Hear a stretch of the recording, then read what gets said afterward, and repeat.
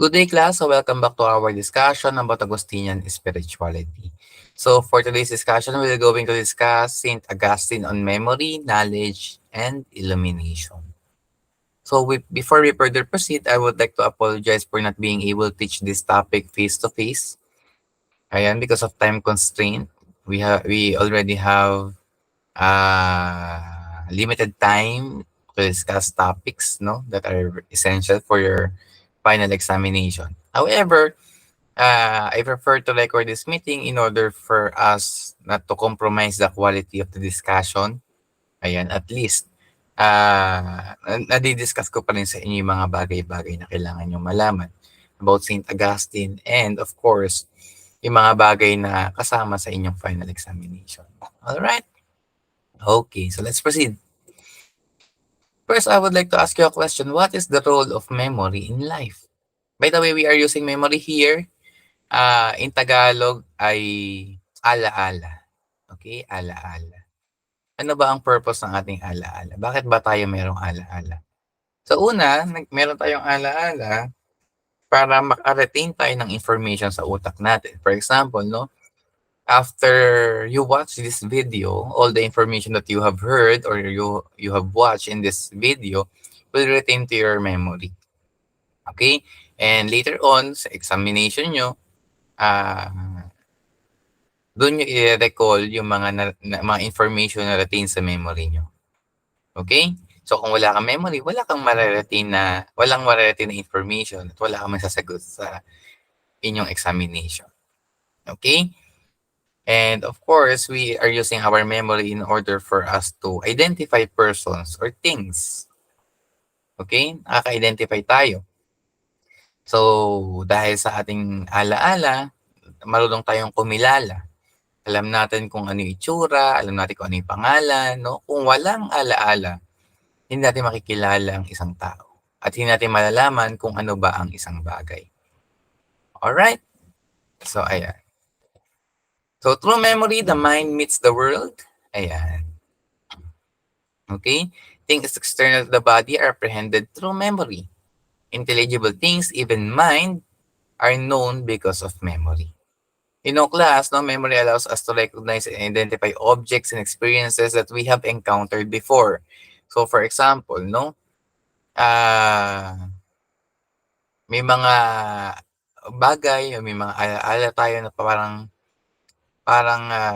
nagagamit natin sa mga bagay-bagay ngayon. For example, may na-encounter ka ngayon na isang senaryo.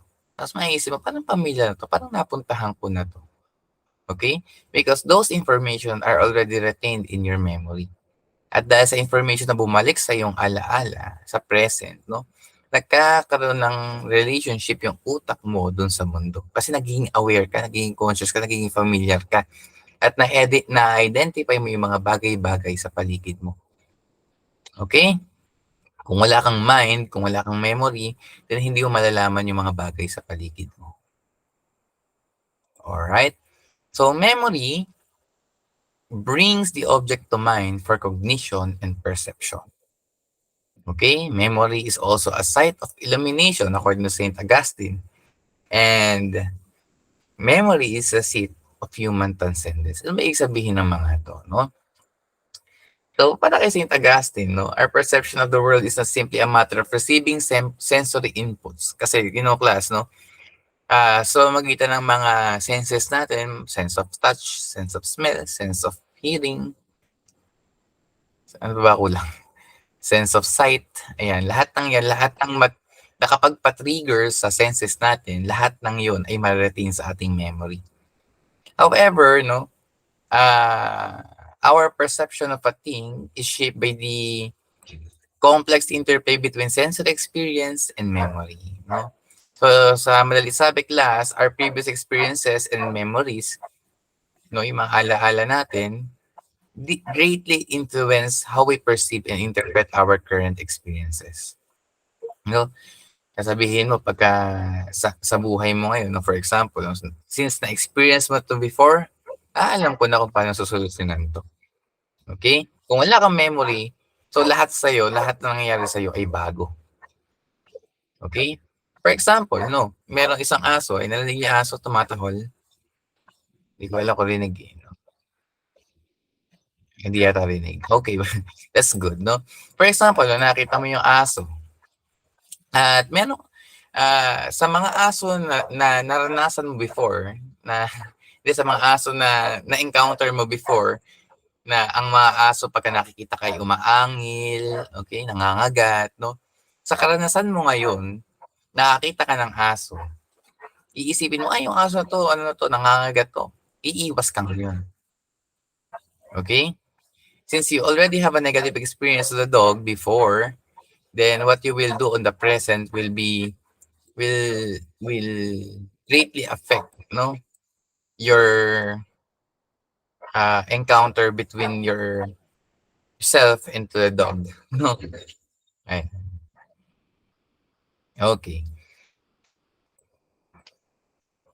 So Augustine believed that memory was not simply a passive repository of past experiences, but an active and dynamic process that played a crucial role in shaping our perception and understanding of the world. Okay?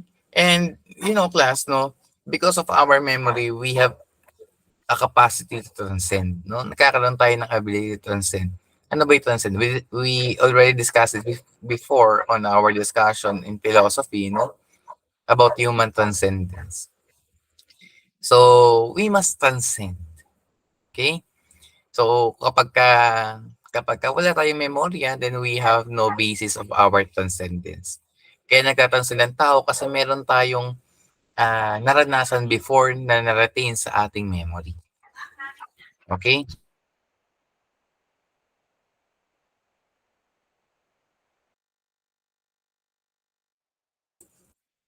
Alright.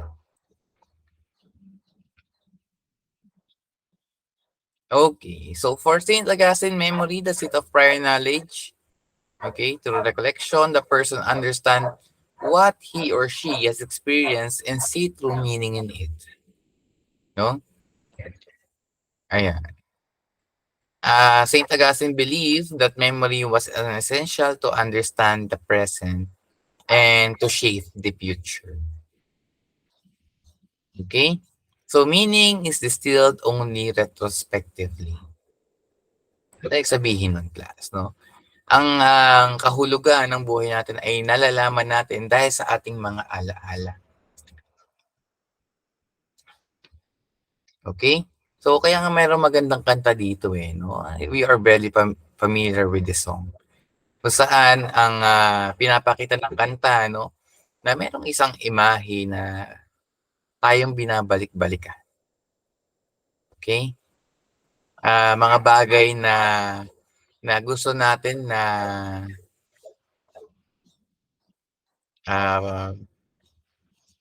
nakatagpo natin, na-meet natin yung bagay na yon, pero hindi tayo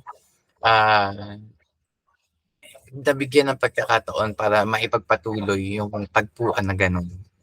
Okay? And because of that experience, so natili itong alaala, natili itong imahe sa ating mga utak. Okay? Alright, so let's hear this song, class.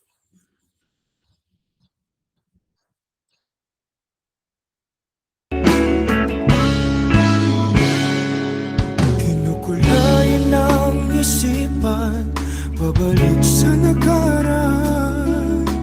Huwag mo nang balikan, patuloy ka lang masasaktan. Hindi na kulang kakaisip sa isang magandang larawan. Paulit-ulit na binabanggit ang pangalang nakasanayan. Tayo ay pinagtagpo, ngunit hindi tinadana. Sadyang mapaglaro itong mundo. Kinalimutan kahit nahihirapan, para sa sariling kapakanan. Kinalimutan kahit nahihirapan, mga oras na hindi na mababalik.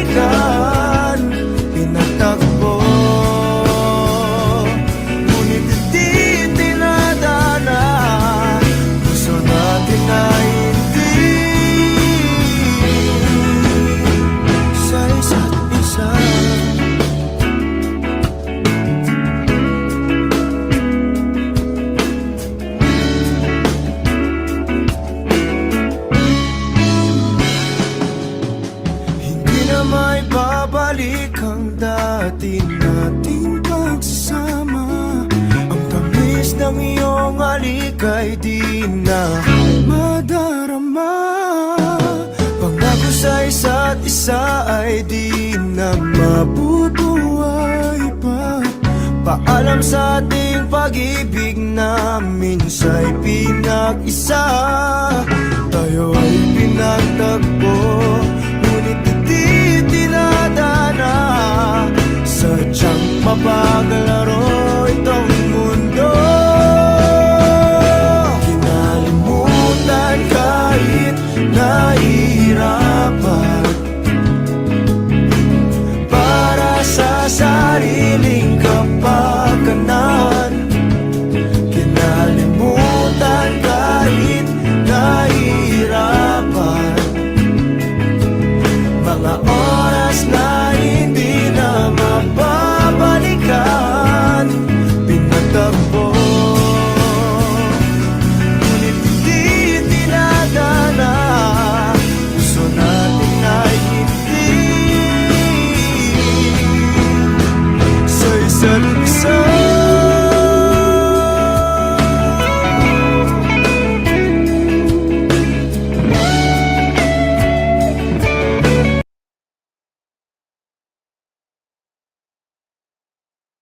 All right. So that song, no, it speaks about something that you are not already destined to be, but you still remember the image of the past, no? So, ito yung sinasabi sa atin ni Saint Augustine. For example, no, imagine that you have gone through a difficult breakup, yeah, no? And, you know, of course, it was breakup, no? Masasaktan ka, ayan. However, no, since you are, as the time goes by, you are reflecting that you are already realizing, no, na hindi naman pala talaga siya kawalan, no? Talagang pinagtagpo lang kayo pero hindi tinadhana. Okay? Ang puso niyo talaga ay hindi para sa isa't isa.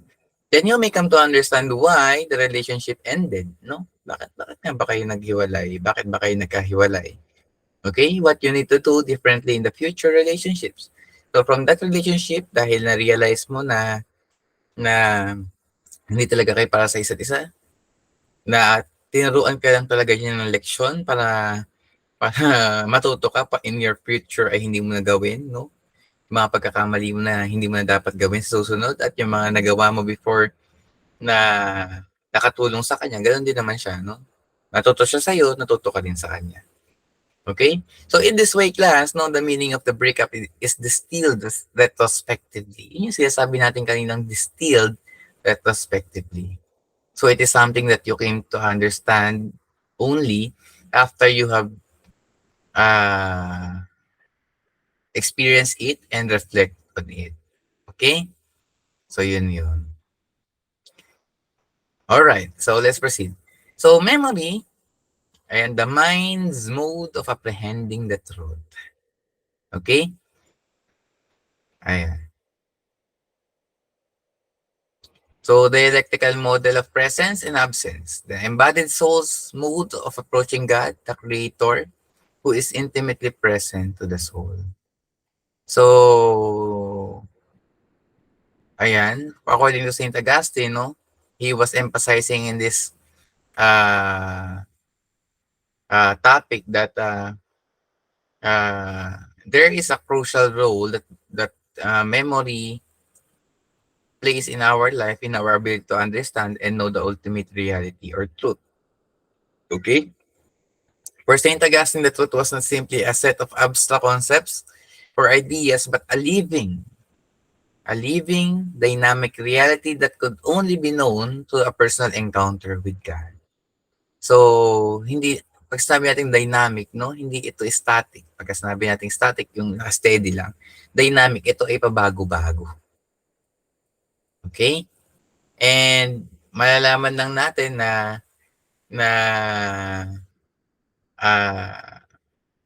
ang ating isip ay capable of knowing God, no, when we apply it on our life, no? Ayan. So Augustine believed that memory was not simply a matter of retaining information, but a way of accessing eternal truths in the divine presence in our lives. Okay? Kasi para kay St. Augustine class, no, the human soul is constantly seeking union with God. So, restless ang ating kalooban, restless ang ating puso, no? But this union is often hindered by the limitations of the human body. Ano ba yung limitations? No? We already discussed this on our topic in philosophy, no? Limitations, we have the past, no? Marami tayong limitations, eh. Okay? Ayan. So that is why the soul experiences a tension between its desire for union with God and the limitations of its embodied existence, which creates a dialectical relationship between presence and absence. No? Yung uh, limitasyon natin, no? It is negative because we have limitation, but it is also a positive because through these limitations, no, patuloy nating hinahanap yung katotohanan, which is God. Okay? At yung katotohanan na yon ay init yon sa puso natin, init yon sa kalooban natin, at init yon sa ating soul. Okay? Ayan. So kaya ang kaluluwa natin ay nakaka-experience ng distansya mula sa Diyos, no, because of these limitations. Okay? However, yung limitation na to, sabi ko nga sa inyo, no, hindi dapat ito maging hadlang para mapalapit, lalo na sa Diyos, no? Ayan. So the soul is aware of its moral disunity. Okay? It's always late to grace. Ano sabihin ng late to grace? So it means that our soul is always one step behind where it wants to be. Ano ba yung one step? Ano ba yung gusto ng soul natin? Makasama yung Diyos, of course. But we are always one step behind, no? And the soul is very aware of that. So this awareness of moral disunity is a source of anxiety for St. Augustine. Bakit ka mo, no? Kasi it highlights the fundamental tension between the soul's desire for God and its attachment to the world. Okay? Because St. Augustine believed that the human soul was created for union with God. Okay? Nakatadhana talaga yung kaluluwa natin para makatagpo ang Diyos. However, no, napipigilan itong pag-unite natin o yung union natin sa Diyos. So, dahil sa mga bagay na nagpapahirap sa atin sa lupa. Ano ba yun? Yung mga desires natin, no? Mga makamundong bagay. Ayan. Yan yung papalayo sa atin sa Diyos. Okay? Ayan. Okay? So, memory brings the desired object before the mind's eye, making what is absent present. So, the will unites the soul with the thing that it desires. No? St. Augustine believed that memory plays a crucial role in human experience of desire and its fulfillment. Because when we desire something, as we often draw to it, okay, by a memory of a previous experience or a mental image that we hope to attain. Okay, Augustine believed that memory allows us to bring the desired object before the mind's eye, making what is absent present in our consciousness. So, dahil sa ating mga naranasan, no, because of our previous experiences, then time will come that yung mga experiences na yan ay bumabalik at bumabalik sa atin. Okay? Lalo na kapag ang isang bagay ay nawala na. Sabi nga nila, no, mas maintindihan mo lang ang halaga ng isang bagay kapag ito ay nawala na sa'yo. Okay? So, there is also a song that is very, very connected to our topic, in this topic, no? Na ang nire-recall nito ang isang imahe ng isang tao kung saan ito ay nawala na sa atin. Okay? So, hindi man nawala forever, pero pasamantala nawala siya. But through our memory, dahil sa ating alaala, no, we are always desiring to make those characters in our memory to become present. No? Ayan. Kaya sa magitan ng memory, yung mga tao sa ating memory ay parang nakakasama na rin natin sila in reality. Okay? And I would like you to hear this song because this is relevant to our topic.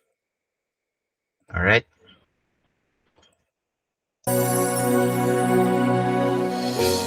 Back when I was a child,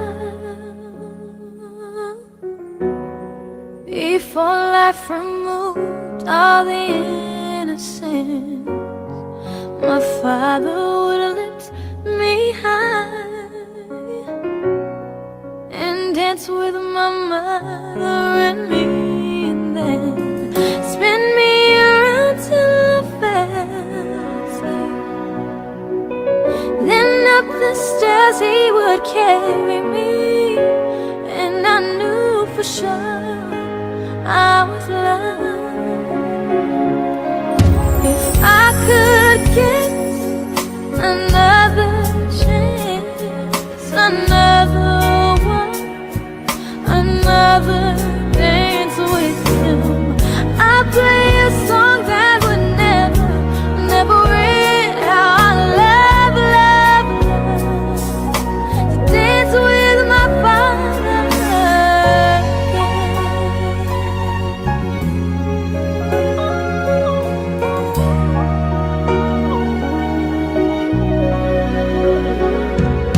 When I and my mother would disagree, to get my way I would run from her to him. He'd make me laugh just to comfort me, yeah, yeah, and finally make me do just what my mama said.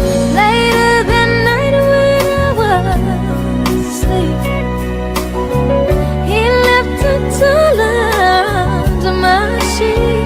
Never dreamed that he would be gone from me. If I could steal one final glance, one final step, one final dance with him, I'd play a song that would never, ever end. 'Cause I love, love, love to dance with my father again. Sometimes I listen outside her door, I hear my mother cry for him. I pray for her even more than me, I pray for her even more than me.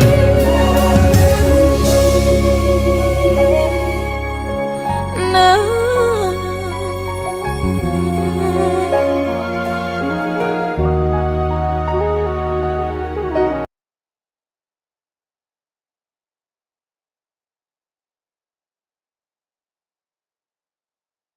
Alright. So, ayan. This song shows the love of a person towards his family.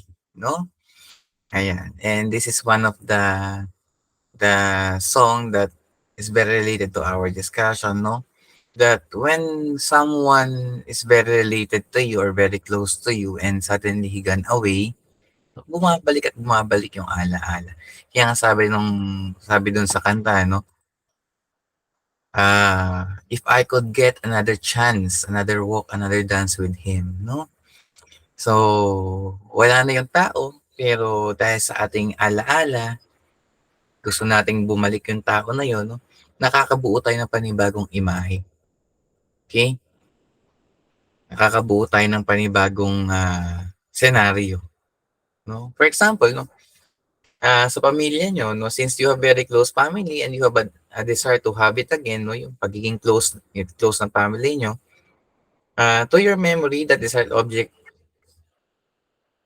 which in this case, your family, no, is brought before the mind's eye, making it present in the person's consciousness. So, lagi, yung pagka may namimiss ka, no, di ba lagi pumapasok sa isip mo na para para ma ma-feel mo yung presence niya, no, kahit yung unan yayakapin mo, no, tapos iisipin mo na parang siya na rin yung niyayakap mo. Okay? So all of that, no, it is all because of our memory. Because of our memory, we make that person, that absent person present, no? Mabalik nga tayo sa pamilya, no? In the case, no, na very close yung family, no, tapos biglang nawala yung closeness, o kaya napunta sa iba't ibang lugar yung pamilya, no? Ayan. As a response dun sa desire mo na maibalik yun, no? You are always staying with your family sa mga gathering, so you will always be going in touch with your family members, attending family gatherings. Okay? Kasi nga, meron kang longing dun sa pagkakaroon ng closeness ng pamilya. Okay? Because class, no, for information, the will always directs the person's actions toward the attainment of their goal. Okay? Ano may goal ng will natin? No? Uniting their consciousness with the thing that they desire. Kung ano yung ginusto natin, then, ayun. Kung ano yung gusto natin, susunod yung sarili natin para maabot yung gusto natin na yun. Okay? Okay. So, how is the soul present to God and God to the soul? May sabihin ni St. Augustine dito, no? Because St. Augustine believed that God is intimately present to the soul at all times. Even though the soul may not always be aware of its presence. So, kasi ang Diyos class laging nandyan yan. Laging katabi natin yan, no? So, the soul, on the other hand, can only approach God through the recognition of its own absence or distance from God. No, sabi ni St. Augustine, this is no longer a question of memory, but of knowledge and understanding. So for St. Augustine, this recognition of absence or distance is not simply a matter of memory, but of knowledge and understanding, because the soul must come to a deep understanding of its own limitation, sinfulness, and need for redemption in order to recognize its distance from God and approach God with a genuine desire for union.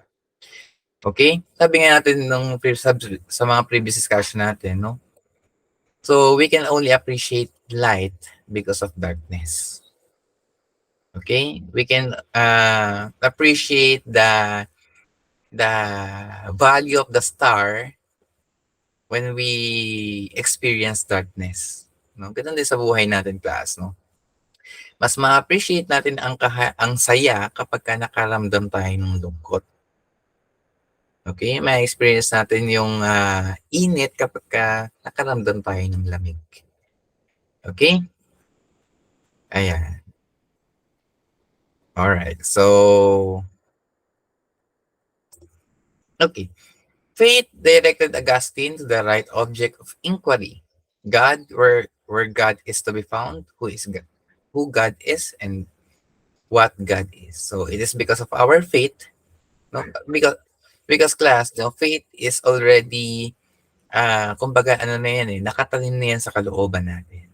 Alright? So, since we are longing for the object of that faith, no, which is God, so patuloy natin siyang hinahanap. Alright? So, in the sacred scriptures, Augustine learned that God is perfectly good, powerful, merciful, and just, no? Sabi nga natin, no, sa story ng St. Augustine, no, he read the Bible. And one of his realizations is that God is perfectly good, powerful, merciful, and just. And God is hidden yet intimately present. Okay? Ano sabihin nun? God is hidden yet intimately present. Hindi natin nakikita ang Diyos, pero nararamdaman natin siya, ang presensya niya. Okay? At hindi lumalayo ang presensya ng Diyos sa atin. God is immutable, yet changing all things. God is perfect in action, yet perfect in rest. Ibig sabihin, God is perfect in everything. Alright? Okay. So, ayan. Sabi ni St. Augustine, words cannot fully capture the perfection of God.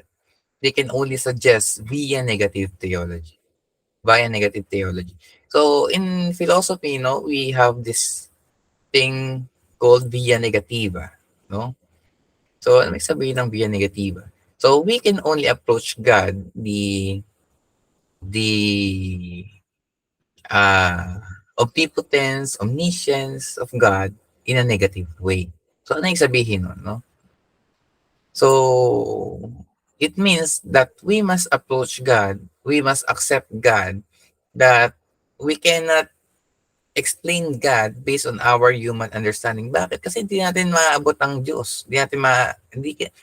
Hindi kayang abutin ng isip natin ang isip ng Diyos. Kasi Diyos siya eh. And our thinking, our isip is only limited. Okay? And with this, no, we can approach God through negation. For example, no, God is infinite. No, this means that God has no limits or boundaries. We can never fully comprehend God's vastness and limitlessness. Okay, because God is infinite. Infinite is ayan, it is negative theology because no, we accept the fact that we are finite and God is infinite. Okay? Ayan. God is ineffable. This means that God cannot fully express or understood in human language. Kahit, tandaan nyo class, na kahit anong sabihin natin, kahit anong description natin sa Diyos, ay hindi pa rin kayang i-describe nun ang Diyos. Bakit? No? Kasi kulang yung lengguwahe natin para ma-explain natin kung ano ba talaga ang kapangyarihan ng Diyos. Kung sino ba talaga ang Diyos. Okay? At kahit explain natin to, hindi ito mauunawaan ng utak natin. Kasi nga, limitado ang utak natin. Limitado ang isip natin. Okay? For St. Augustine, an authentic knowledge of something that exists in perfection necessitates an assimilation of that thing. Okay? Ano sabihin ng assimilation? Absorption or digestion, no? By the way. So, thus, he cries out, cleanse me from my secret faults. Okay? Ayan. Through assimilation kasi class, no, the self becomes more aligned with the perfection of the object, no? And allowing for a closer union and a more complete understanding of God. Okay? So, yung proseso ng assimilation na to ay ito yung pag-develop ng ating mga virtues like love, humility, and selflessness. Selflessness. Okay? As well as shedding sinful tendencies and selfish desires. Okay. So, naniniwala din St. Augustine na kulang ang ating kaalaman para sabihin mong malapit ka na sa Diyos, no? Ayan yung kailangan, no? Ang kailangan ay a transformation of the self to become more aligned with the divine, with God. No, kaya sabi niya, cleanse me from my secret faults. Linisin mo ko sa mga pagkakamali kong hindi ko na babahagi sa iba, no? Hindi ko rin alam. Ayan. Okay? So, Augustine's interest is not really in the knowledge of God, but in becoming conformed to the God in the whole person. Because St. Augustine wants to be virtuous. If you may recall the history of St. Augustine, no? We already discussed this before kung gano'n naging makasalanan yung kanyang nakaraan. Okay? That is why ang goal niya ay hindi lang magkaroon ng kaalaman tungkol sa Diyos, kundi mabago yung buhay niya. Okay? Nang naaayon sa sinasabi ng Diyos. Nang naaayon sa turo ng Diyos. Kaya nga sabi niya, no, may I know you who know me. May I know as I am known. Power of my soul, enter into it and fit it for yourself so that you may have and hold it without spot or blemish. So, nasusulat din sa Book of Confessions, St. Augustine, ayan, that his sinfulness so that, ayan, Augustine recalls his sinfulness so that his readers may be encouraged by his hope, rejoice in his small victories, and give thanks to God, who is their origin. Because God is the author of St. Augustine's freedom from sin. Okay? So, naniniwala St. Augustine na ang Diyos ang sumulat ng ng istorya niya. Okay? Sabi nga niya, no, he wrote the confessions to the guide of God, no, to divine guidance. Ayan, kaya St. Augustine believed that God is the author of his freedom from sin, no? Dahil nga no, nakabuklat siya, nakabasa siya ng banal na kasulatan. Okay? And that is why Augustine wants the reader to lament at the evil things that he finds there and the joys in the good. He expected a genuine commonality in human experience. Now, question. Why did Augustine not fear the act of calling into memory sinful past and make it in public? Bakit nga ba hindi kinakatakot ni St. Augustine na ikwento yung mga alaala niya? No, kasi class, lahat ng nakasulat sa confessions, all of those are based on the memory of St. Augustine. Okay?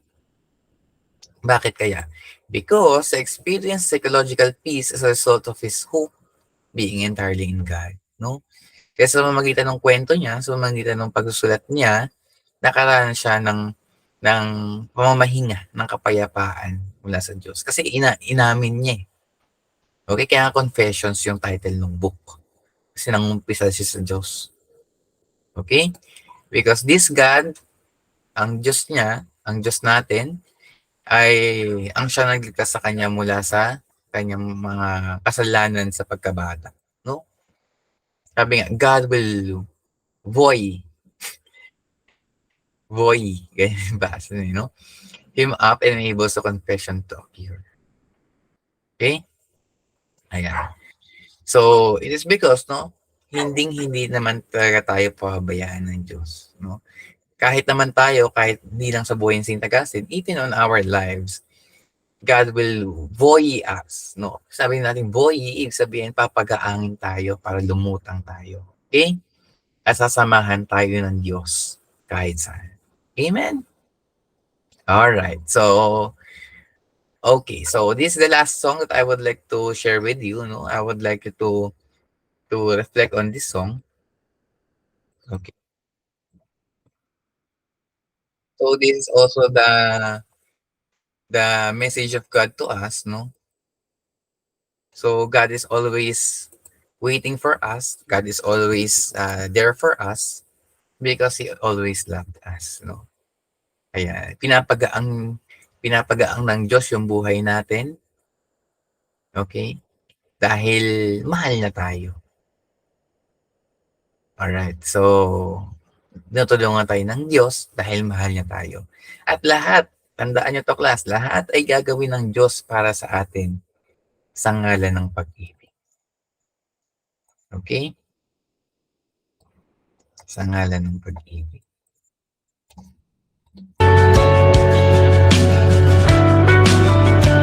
Hanggang kailan ako maghihintay na para bang wala nang papalit sa'yo?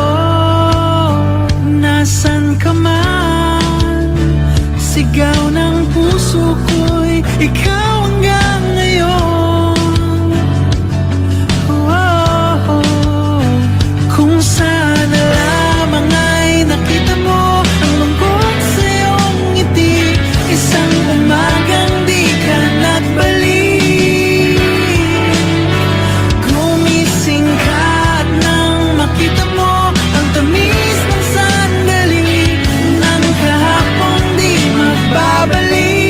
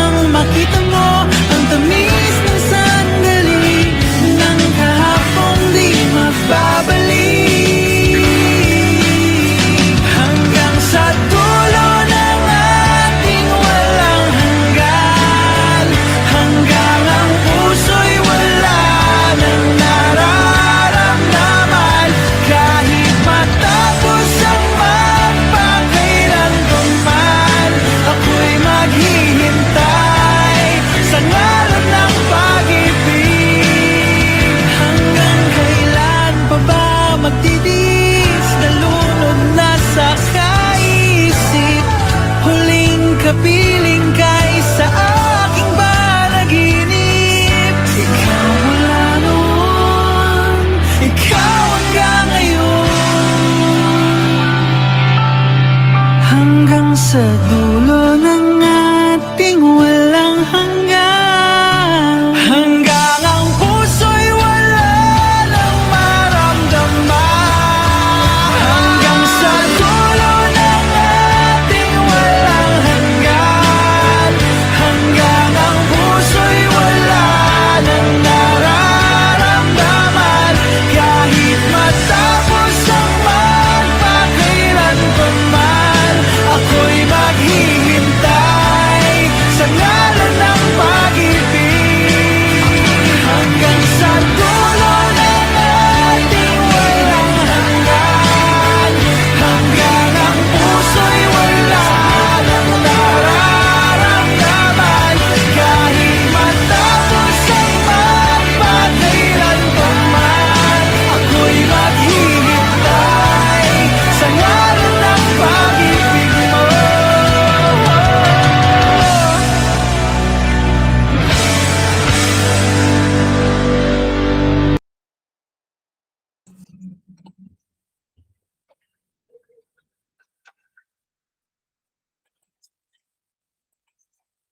Okay. So, ayan. So, as stated on the lyrics, no? Hanggang sa dulo ng ating walang hanggan, hanggang ng puso ay wala nang maramdaman. Kahit matapos ang magpakailan pa man, ang Diyos ay maghihintay sa ngalan ng pag, no? So, thank you for listening, guys, no? Thank you for your time to watch this video. Hopefully you reach this far, no? Ayan. So, always remember that God is waiting in the name of love. Ayan.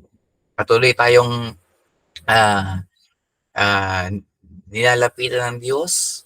Ang kailangan lang natin gawin ay tanggapin siya at kausapin siya. Alright?